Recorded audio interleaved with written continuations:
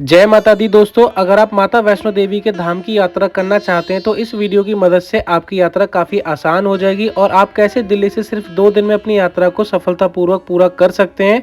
चलिए इस वीडियो में मैं आपको बताने वाला हूं कि आप अपनी यात्रा को कितने बजट में पूरा कर सकते हैं और वहां के ताज़ा मौसम के हालात और इसी के साथ आपको रुकने और खाने के बारे में भी। तो चलिए शुरू करते हैं इस वीडियो को। तो जय माता दी। तो हमारी यात्रा शुरू होती है नई दिल्ली रेलवे स्टेशन से। ये जो रेलवे स्टेशन है यहाँ से आपको काफ़ी सारी ट्रेन अवेलेबल मिल जाती हैं श्री माता वैष्णो देवी धाम के लिए, लेकिन एक बेस्ट ट्रेन है जिसके बारे में मैं आपको बताने वाला हूँ कि कौन सी जो बेस्ट ट्रेन है जिससे आपकी जो यात्रा है वो काफी आसान रहने वाली है। तो ये एंट्री गेट है। एंट्री गेट से जैसे आप अंदर जाएंगे थोड़ा आपको यहाँ पे भीड़ भाड़ अभी भी देखने के लिए मिलेगा। हालांकि ये आपको कुंभ के मेले के टाइम में इतनी भीड़ थी, लेकिन अभी भी भीड़ बरकरार है। चेक पॉइंट से चेकिंग कराने के बाद आप एक्सीलेटर से ऊपर जाएंगे तो यहाँ पे ना आपको काफी सारे प्लेटफॉर्म मिल जाएंगे, लेकिन हमारी जो ट्रेन है वो प्लेटफॉर्म नंबर 15 पर आने वाली है। ये है प्लेटफॉर्म नंबर 15 और ये train new Delhi railway station से श्री माता वैष्णो देवी धाम के लिए रोजाना चलती है और इस ट्रेन से हमारी यात्रा काफी सफलतापूर्वक पूरी हो जाती है। इस ट्रेन के बारे में बात करते तो उत्तर संपर्क क्रांति एक्सप्रेस है और गाड़ी नंबर 12445 है। ये ट्रेन 8:50 पे रोजाना रात को यहाँ से चलती है और वहाँ पे सुबह 7:55 पे माता वैष्णो देवी धाम कटरा रेलवे स्टेशन पहुँच जाती है। और इस ट्रेन में सारी क्लासेस अवेलेबल है, जैसे कि first class, second class, third class और थर्ड इकोनॉमी और स्लीपर भी अवेलेबल है। साथ ही इस ट्रेन में जनरल डब्बों की भी सुविधा उपलब्ध है, तो नॉर्मल अगर कोई पर्सन जाना चाहता है तो वो भी जा सकता है। टिकट प्राइस की बात करी जाए तो वो डिपेंड करता है कि क्लास पर, कि कौन सी क्लास में आप ट्रेवल कर रहे हैं। जैसे कि आप फर्स्ट एसी में जाते हैं तो 2500 रुपए के आसपास टिकट कॉस्ट करता है और स्लीपर में जा रहे हैं तो 400 के आसपास आपको कॉस्ट करता है। तो ये आ जाता है टिकट प्राइसिंग के बारे में। ये जो ट्रेन है ये काफी सुविधाजनक है क्योंकि इसके अंदर आपको साफ सफाई काफी बढ़िया मिल जाती है और ये जो ट्रेन है इसका जो बेस्ट रूट है वो बेस्ट टाइमिंग पर पहुंचती है। कभी भी ये ट्रेन लेट नहीं होती है, टाइमली आपको आपके स्टेशन पर पहुंचा देती है। तो हम पहुंचने वाले हैं कटरा रेलवे स्टेशन। ये आ जाएगा श्री माता वैष्णो देवी का रेलवे स्टेशन जो कि कटरा में स्थित है। यहाँ पहुंचेंगे, यहाँ की भी आपको जो साफ सफाई है स्टेशन की वो काफी बेहतरीन आपको देखने के लिए मिल जाएगी। ये है कटरा रेलवे स्टेशन। आप देख सकते हैं कितना साफ और सुथरा ये रेलवे स्टेशन हमें देखने के लिए मिल जाता है। सामने की तरफ जो वो पहाड़ी नजर आ रही है वही है त्रिकुटा पर्वत, वही है श्री माता वैष्णो देवी का धाम। वहीं तक हमें अभी जाना भी है और पहाड़ी की दूसरी तरफ है माता वैष्णो देवी का धाम। यहाँ ना सारी की सारी सुविधा उपलब्ध होती है। अगर आप एरोप्लेन से अपनी यात्रा को पूरी करना चाहते हैं तो वो भी आप कर सकते हैं। यहाँ से आप RFI कार्ड यहीं पर आपको बनवाना है, यानी कि रेलवे स्टेशन पे RFI कार्ड की पूरी सुविधा उपलब्ध है। यहाँ से अपना RFI कार्ड भी आप जरूर बनवाएं और तभी आप यहाँ से अपनी यात्रा को पूरी आप आगे कर भी सकते हैं। यह स्टेशन का एग्जिट गेट। सामने की तरफ वो त्रिकुटा पर्वत है, यहीं से आपको थोड़ा सा आपको ना पैदल जाना होगा। आप वॉक करके थोड़ा सा बाहर जाएंगे तो थोड़ी दूर यहाँ से जाएंगे आप तो आपको गोल चक्कर मिलेगा, वहां से आपको ना ऑटो वगैरह की सुविधा पूरी उपलब्ध मिल जाती है। बात करते हैं यहाँ पे ठहरने की, तो आप कहीं भी रुक सकते हैं, जैसे अपना बजट है उसके अकॉर्डिंग आप यहाँ पे रुक सकते हैं। जैसे कि आपको यहाँ पे होटल काफी सारे मिल जाएंगे, डोरमेट्री मिल जाएगी। तो अभी इस बार जो हम रुके हैं वो रुके हैं त्रिकुटा भवन डोरमेट्री के अंदर। इसमें आपको 150 रुपीज पर बेड आपको मिल जाता है पर हेड, यानी कि आप जितने मेंबर हैं उतने आप बेड ले सकते हैं डोरमेट्री के अंदर और आप यहाँ रुक सकते हैं। यहाँ आपको सुविधा सारी मिल जाती है, जैसे air conditioning, non air conditioning separate चाहिए तो वो मिल जाएगा। वुमेन्स के वॉशरूम आपको अलग मिल जाएंगे, क्लॉक वगैरह आपको मिल जाएंगे।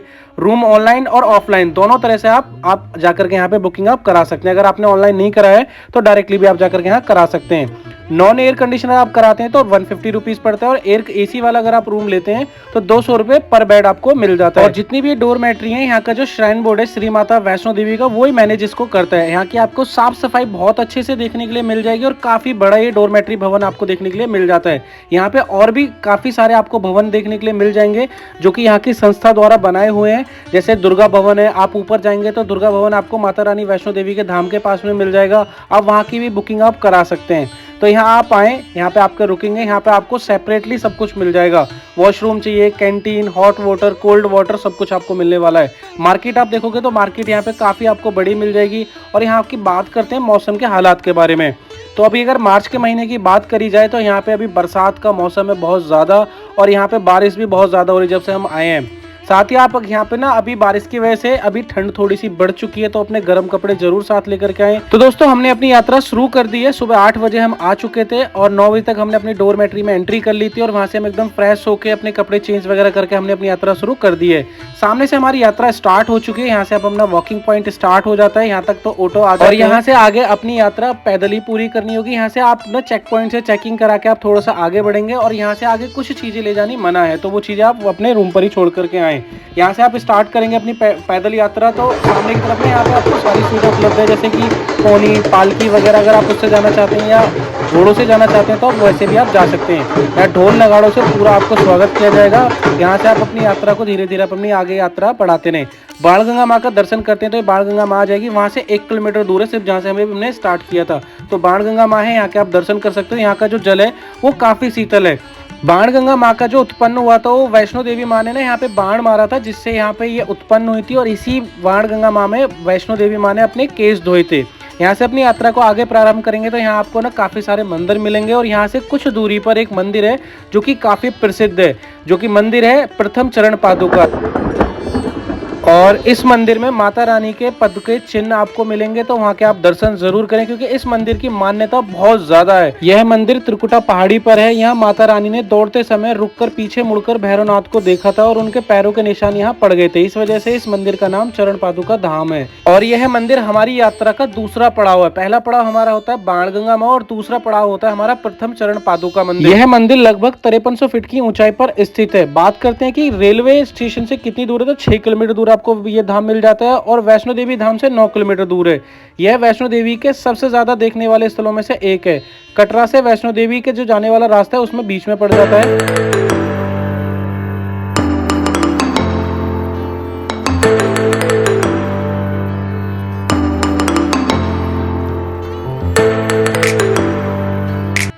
इस मंदिर के बाद जो हमारा तीसरा पड़ाव आ जाता है वो आ जाता है हमारा अर्धकुंवारी माँ का मंदिर, जो कि थोड़ी दूर ही रह चुका है। यानी कि आप धीरे धीरे चलते रहें तो आपकी यात्रा पूरी सफलतापूर्वक आसानी से पूरी हो जाती है। तो यहाँ का आप नज़ारा देख सकते हैं, नज़ारा कितना औसम नज़र आ रहा है। यहाँ का नज़ारा बहुत ही सुंदर आपको देखने को मिलेगा। सामने की तरफ जो दिख रहा है वो कटरा शहर है पूरा, जो कि आपको पहाड़ी की ऊंचाई चोटी से आसानी से दिख जाता है। ये आ जाएगा हमारा सीढ़ियों वाला रास्ता। ये छोटा होता है, लेकिन आप ना जाएं इसके थ्रू, आप स्लोप के थ्रू जाएं, क्योंकि जब आप ये चढ़ाई करते हैं तो आपके ना पैर बिल्कुल खत्म हो जाते हैं। तो इसलिए आप स्लोप के थ्रू ही जरूर जाएं, सीढ़ियों से आप कम रास्ता लें। अर्धकुंवारी माँ का मंदिर आ चुका है। यहाँ आप देखोगे तो पहले के मुकाबले काफी सारी चीजें चेंज हो चुकी हैं। यहाँ से ना 2 रास्ते कटते हैं। लेफ्ट हैंड साइड वाला जो रहेगा वो बैटरी वाला रास्ता रहता है, हिमकोटी नया वाला रास्ता, और सीधे हाथ की तरफ को जाएंगे तो यहाँ आपको बीच में अर्धकुंवारी माँ का मंदिर मिल जाता है। सामने की तरफ जो रास्ता जा रहा है यहाँ से आपको ना बैटरी रिक्शा की सुविधा उपलब्ध मिल जाती है। यानी कि अगर आप बैटरी रिक्शा से जाना चाहते हैं तो ऑनलाइन बुकिंग हो जाती है इसकी। आप ऑनलाइन बुकिंग कर सकते हैं। 300 साढ़े 300 रुपये का टिकट होता है। यानी कि अर्धकुंवारी से डायरेक्टली भवन के लिए चलता है और भवन से ये अर्धकुंवारी के लिए चलता है। तो ये सुविधा आपको यहाँ तक मिल जाती है। अगर आप नीचे से बात करते हैं कटरा से लेकर के अर्धकुंवारी माँ तक के लिए, तो यहाँ तक आपको पैदल आना पड़ेगा या फिर पालकी या फिर घोड़ा खच्चर से आना पड़ेगा। यहाँ से आपको बैटरी रिक्शा की सुविधा मिल जाती है। और माता रानी वैष्णो देवी धाम से ऊपर जाने के लिए आपको वहाँ पे रोपवे की सुविधा वहाँ पे भी आपको मिल जाती है। उसकी टिकट की बात करते हैं तो 100 रुपये पर पर्सन मिलता है, लेकिन शाम को 7 बजे के बाद वो भी बंद हो जाता है। इसलिए अपनी यात्रा को इस बीच में ही पूरा करने की कोशिश करें। यहाँ का आप नज़ारा देखो, नज़ारा कितना सुंदर है।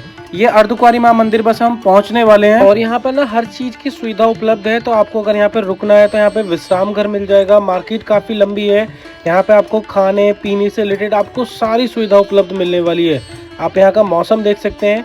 मौसम थोड़ा सा अभी बिगड़ चुका है, यानी कि अभी बारिश हुई थी, बारिश का मौसम अभी फिर से हो रहा था। यानी कि अभी क्या है कि यहाँ पे आप मार्च के महीने में देखोगे तो मौसम ना काफी बदल रहा है। विश्राम घर साइड में, अगर आप राइट हैंड साइड में जैसे विश्राम घर है, आप यहाँ पे विश्राम कर सकते हैं। वॉशरूम वगैरह यहाँ पे ना आपको सारी सुविधा उपलब्ध मिल जाती है। हालांकि हम बात करते हैं एटीएम की, तो एटीएम सुविधा भी यहाँ पे आपको उपलब्ध मिल जाती है। साइड में आप देखोगे तो यहाँ पे रेस्टोरेंट लगातार कंटिन्यूसली दिन पे दिन अपना खुलते हुए ही जा रहे हैं। लेफ्ट हैंड साइड में जो पहले वाला जो यहाँ पे एरिया था ना वो ओपनली था, लेकिन अभी क्या है यहाँ पे ना कंटिन्यू लॉन्ग टाइम से यहाँ पे ना काम चल रहा है कंटिन्यूसली। तो यहाँ पे और भी चीज़ें डेवलप हो रही हैं। आप देख सकते हो अभी भी काम कंटिन्यू है यहाँ पे। तो लेफ्ट हैंड साइड वाला जो पूरा पोर्शन एरिया है ना, यहाँ पे अभी और भी काम चल ही रहा है। तो एक तरीके से अर्धकुंवारी भवन ना अभी और भी चेंजेस आने वाले हैं।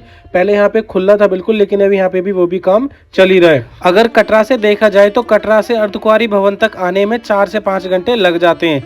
तो यहाँ आकर के आप आराम कर सकते हैं, कुछ खाना पीना है वो कर सकते हैं, फिर यहाँ से आगे की अपनी यात्रा को स्टार्ट आप कर सकते हैं गर्भजून के दर्शन की गुफा के बाद में। तो पहले क्या था कि 1 से 2 दिन का हमें इंतजार करना पड़ता था गर्भजून की गुफा के दर्शन करने के लिए, लेकिन अभी आप सेम डे के अंदर आप दर्शन कर सकते हैं। यानी कि ग्रुप पर्ची आप अपना ले सकते हैं। लेने के बाद में आपका जो नंबर है वो काफ़ी जल्दी आने वाला है। अभी आप देख सकते हो यहाँ पे ना अभी बारिश बंद हुई है और मौसम ना काफ़ी ठंडा हो चुका है। यानी कि मौसम के हालात एकदम बदल चुके हैं अभी। क्योंकि आप देख सकते हो कि पूरा का पूरा मौसम चेंज है। यहाँ का आप वातावरण देखो, टोटली चेंज है। गर्भजून की पर्ची जो आप यानी कि काउंटर्स हैं वहाँ से आप कटवा सकते हैं अपनी ग्रुप पर्ची। जितने मेंबर हैं सिंगल एक पर्ची के अंदर आपके वो मेंबर्स आ जाते हैं। यहाँ पे काउंटर्स काफ़ी सारे बने हुए हैं, जिस काउंटर से है वहाँ से आप गर्भजून की पर्ची आप ले सकते हैं और फिर माता रानी गुफा के आप दर्शन कर सकते हैं। वैष्णो देवी माँ ने इस गुफा में 9 महीने तक तपस्या की थी। उसके बाद में फिर माता रानी ने ऊपर भवन में जाकर के पिंडी रूप धारण कर लिया था। तो यहाँ के दर्शन के बाद में सीधा हम भवन चलते हैं।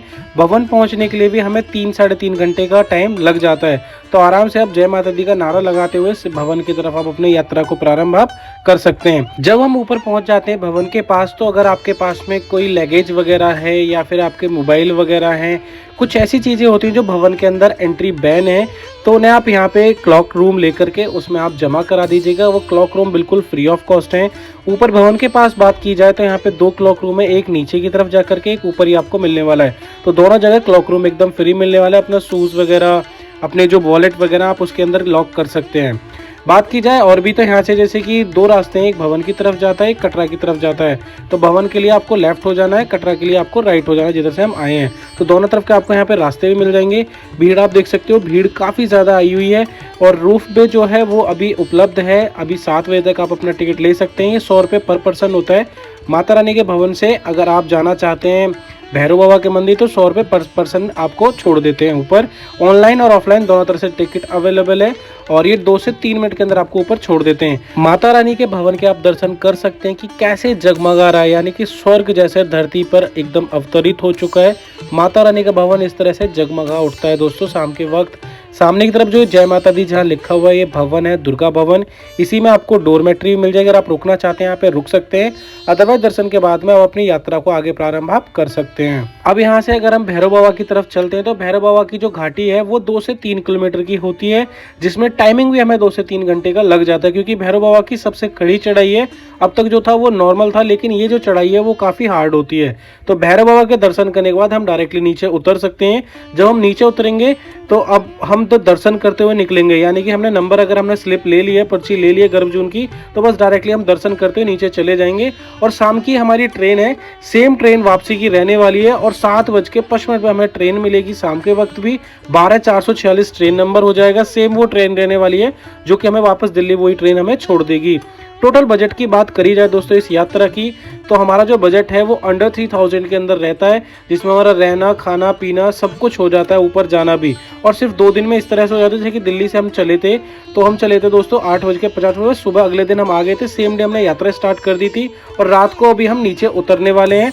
यानी कि भवन पे दर्शन करने के बाद, ऊपर भैरव घाटी के दर्शन करने के बाद हम तुरंत ही नीचे उतर जाएंगे और तुरंत ही हम अपनी डोरमेट्री में पहुंच जाएंगे। यानी कि डोरमेट्री में नेक्स्ट डे हम शाम को 4-4:30 बजे पहुंच जाएंगे और 7 से 8 के बीच में हमारी ट्रेन है। तो सेम ट्रेन पकड़ करके हम दिल्ली वापस आने वाले हैं। तो इस तरह से हमारा 2 दिन के अंदर पूरा का पूरा प्लान ये हो जाता है। तो दोस्तों अगर आप इस मंथ आने की आप सोच रहे हैं तो गर्म कपड़े अपने ज़रूर साथ लाएं, क्योंकि यहाँ का मौसम पूरी तरह से चेंज है। साथ ही हम बात करते हैं भैरव बाबा के बारे में, तो भैरव बाबा के दर्शन करना बहुत ज़रूरी है। अगर हम माता रानी के दर्शन करके वहीं से वापस हो जाते हैं तो हमारे दर्शन एकदम अधूरे माने जाते हैं। जब तक हम भैरव बाबा के दर्शन ना कर ले हमारी यात्रा जो है वो पूरी नहीं होती है। तो भैरव बाबा के दर्शन करने बहुत ज़रूरी होता है। और यहाँ का प्रसाद आपको साइड में ही आपको श्राइन बोर्ड की शॉप्स मिल जाएंगी, वहीं से आप परचेज करें, जो कि काफ़ी सस्ते आपको पड़ जाता है। भैरव बाबा के दर्शन के बाद में हम तुरंत अभी नीचे चलेंगे और नीचे से डायरेक्टली अब हम चलेंगे कटरा। तो कटरा पहुंचने में भी हमें टाइम लगेगा, तो यहाँ के दर्शन के बाद हम धीरे धीरे नीचे उतरेंगे और लगभग हम थोड़ा बहुत अगर रुके भी तो हम रुकने के बाद में डायरेक्टली हम नीचे पहुंचेंगे और अपना लगेज वगैरह लेने के बाद, मार्केट करने के बाद हम डायरेक्टली रेलवे स्टेशन हम पहुंच जाएंगे, क्योंकि हमारी सेम डे की ट्रेन वापसी की भी है। तो दर्शन आपके इजीली होने वाले हैं, आप ना थकोगे ना कुछ होगा। आपका आना जाना खाना रहना सब कुछ आप 2 दिन के अंदर आप कंप्लीट कर सकते हैं। फुल्ली डिटेल मैंने आपको नेक्स्ट ब्लॉग में भी दी थी कि किस तरह से आप इस तरह से आप माता रानी का दर्शन आप करके 2 दिन के अंदर आप वापस आ सकते हैं। तो इजीली और अपनी यात्रा इस तरह से आप अपनी सफलता पूर्वक अपनी यात्रा को पूरी आप कर सकते हैं। तो ये था इस ब्लॉग में जो मैंने आपके साथ में अपनी जानकारी साझा करी। तो आप भी आइए दर्शन करने के लिए। अभी प्राचीन गुफा खुली हुई है छोटी होली तक, तो अभी आप आ सकते हैं। आपको प्राचीन गुफा के भी दर्शन आपको होने वाले हैं। तो जय माता दी भक्तों, अगर आप आना चाहते हैं तो ज़रूर आइए। आपका यात्रा मंगलमय हो। जय माता दी।